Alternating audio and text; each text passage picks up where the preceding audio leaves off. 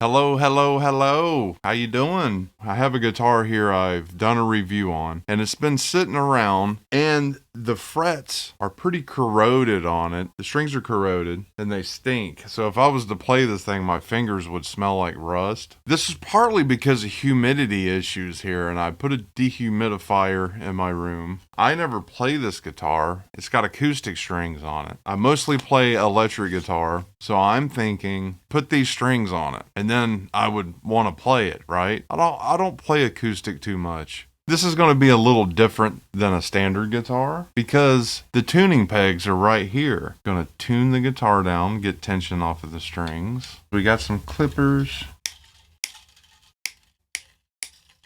These are Diodario or D'Addario acoustic strings, I think. 1, 2, there's 3, 4, 5. There, we have the strings off. This is a piece of something called Miracle Cloth. Dunlop makes this. I think there's also a company that makes the exact same thing that is made for cleaning brass. A lot of people will clean their fingerboard with 4/0 steel wool. I don't like doing that because it gets pieces of steel wool everywhere. I don't want steel wool all over me and on the carpet. This does a very good job at polishing frets. We're going to go over these. Look at that. That was just from one small wipe on the first fret.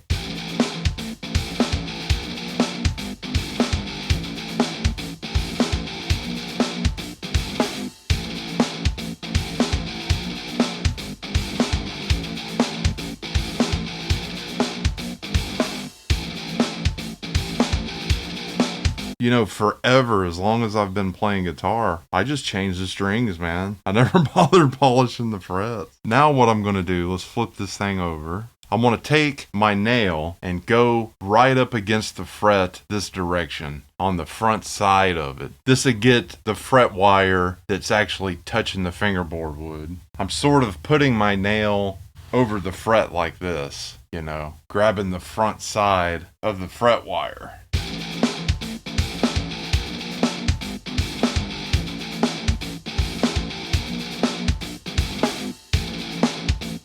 There's coconut oil or something that's saturated into these cloths, and it's super strong, man. I have it in 2 different Ziploc bags, and you can still smell this coconut oil coming through 2 bags.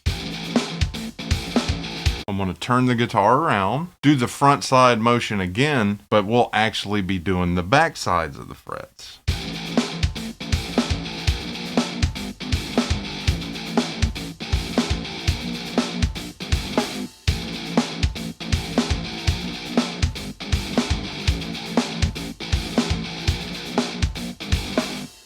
Look at this, man.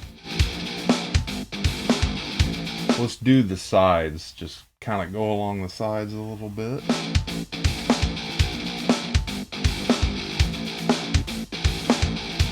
I usually use a cloth for this, but this is paper towel. And this is naphtha or lighter fluid. This is actually Zippo fluid.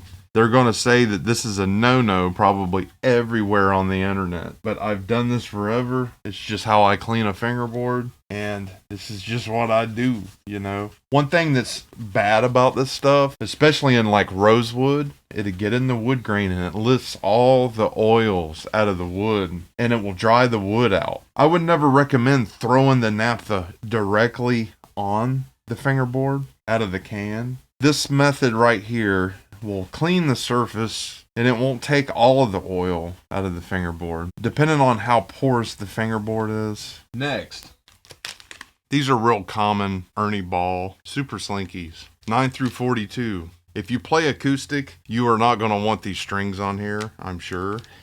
I am doing this because I play electric guitar primarily. These strings will string through here on this end. One thing you might want to do, just take and line these holes up to where they're straight, lining it up just so the string can go right straight through the post. Here is the 42. You could go ahead and run it through your post since you've lined the holes up already. Here's the 5th string, the 32. This is one reason why I don't like having a whole bunch of guitars, because every one of those guitars you have to maintain like this, and it's a lot of work. And you'll find yourself maintaining guitars more than you're actually playing the things, you know. Here's our 24. And the 3rd string G string. Here's the second string, which is an 11. There we go. And the first string, which is a 9. I go by my finger lengths, and I found that this string is about 1.5. So I just think 1.5, 2, 2, 2.5, 3, 3. And these are my finger lengths, you know, where the joints are. That's just my own way of doing it that I've done forever. 1.5, which is about right here. Then we got a 2, 2, 2.5, which would be about right there. 3, 3.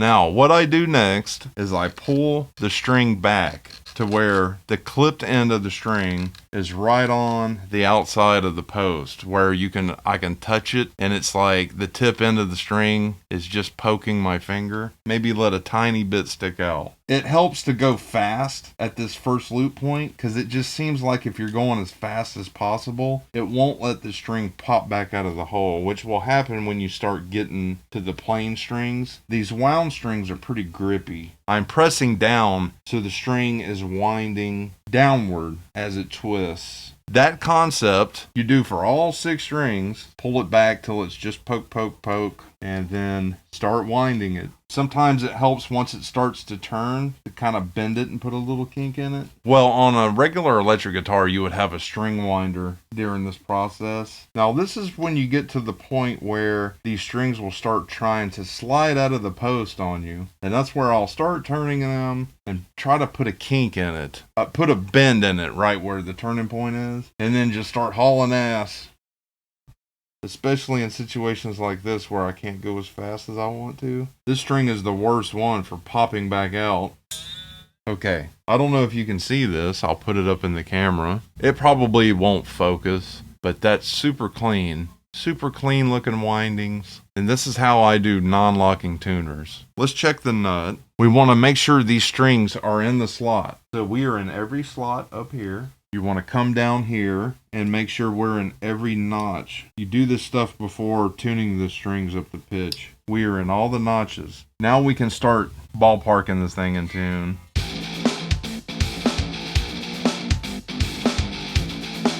So this thing went from corroded, rusted fret wire and bronze acoustic strings to having Ernie Ball electric strings, super polished fret wire. It actually is feeling like an electric guitar.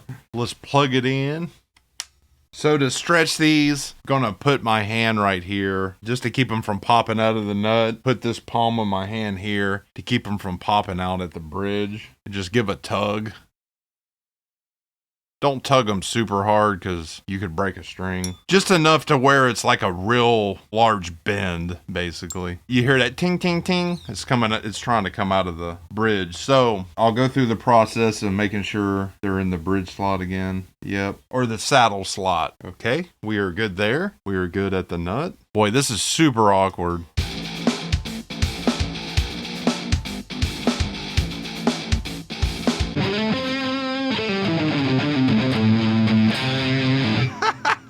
We're going to try to play a song with this thing. As cheesy as it is, man, we're just going to do some pentatonic stuff here.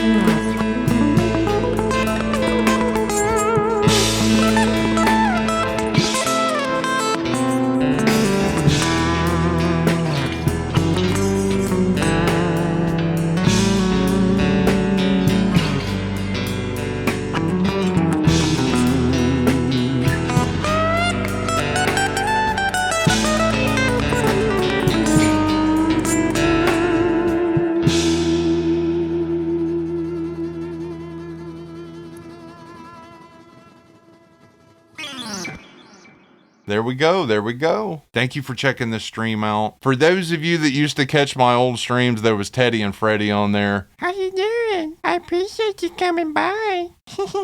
Hey, man, I haven't been on here in a long time, man. It's kind of good to go live again. I appreciate you members, man. And we out of here, man. Have a good weekend. Don't do anything Freddie wouldn't do out there. And yeah, you have a good weekend. Yeah. Later, man. Take care.